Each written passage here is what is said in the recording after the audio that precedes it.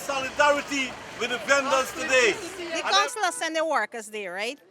But when they come, they have no, they been doing no work, they get no work for who in lay down, they sit down, table tennis playing upstairs all day. This wasting the council money, wasting taxpayers' money, wasting our money that we pay to them. The condition is very poor out here with the market. I don't know when the promises they were done this market within a few months, and still the artists are waiting. The condition is poor. The artists are suffering out here. The sun, the rain, and those things. We got to be vending out here. We still paying the rent. Which thing I also pay the rent over there, a monthly rent. Since I closed the market, we paying the rent on to today. Paying rent for over there and over here. A monthly rent for over there and daily rent for here. So I think it's an unjust state and we're not getting facility, good facility. Led by opposition Member of Parliament Juan Edgell, vendors rallied in a protest action outside of the Kitty Market on Saturday morning, alleging poor supervision of the project and that workers show up to work to play table tennis and build coffins.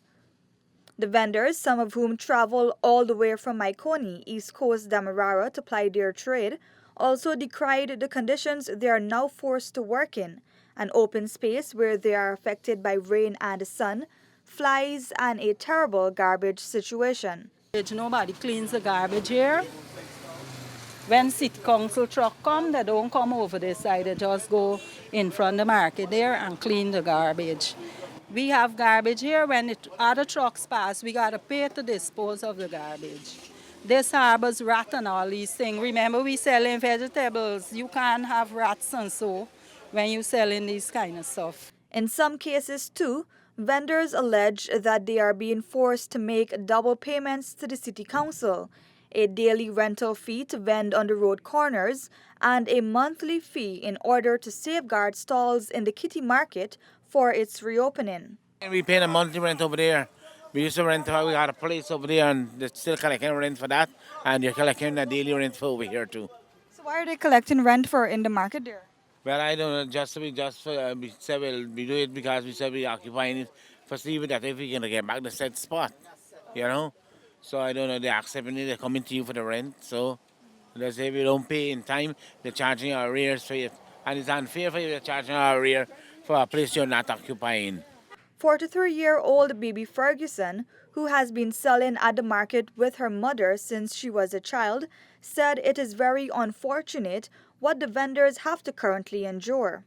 Since I small, I'm at the market with my mother, and I'm 43, so I like 33 years now. Yes, because I retired my mother from this work, and my mother is 80.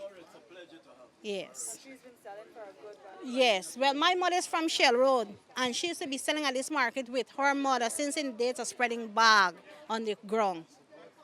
So from the time this market was nothing to something, my mother is selling here with her mother.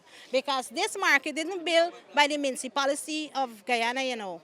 This market was built by the community, the people of Kitty, who built this market. And when Boram get into government, it take it away from the people and make it a municipality market. Meanwhile, Edgell blasted the community's minister, Ronald Bolkan, over the slow progress of the works at the Kitty Market. You know, the grand plan was to have this market renovated. That is what the government told us. Yes, it needed fixing, it needed repairs.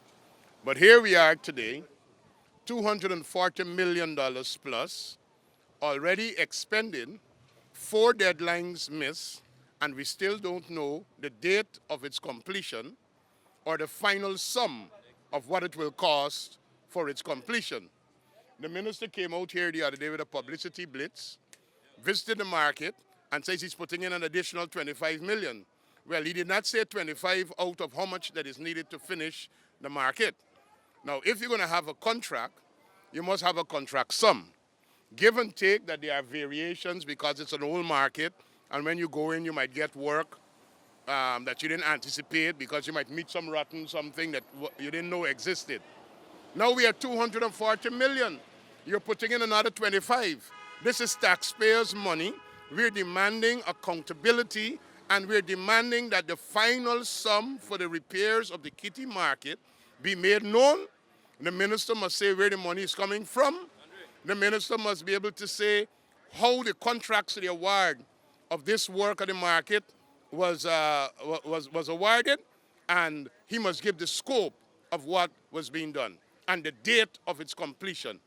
Restoration works on the Kitty Market began in February 2016 and was supposed to be completed by May 26, 2016 for Guyana's Jubilee anniversary. However, City Hall could not provide funds for the continuation of repairs on the $240 million structure. As such, a new deadline was set, November 2016, but this was also not met. Vendors were forced to move out and ply their trade on the street corners near the market, but have complained of a significant decline in sales since the relocation. Davina Samaru, Newsroom.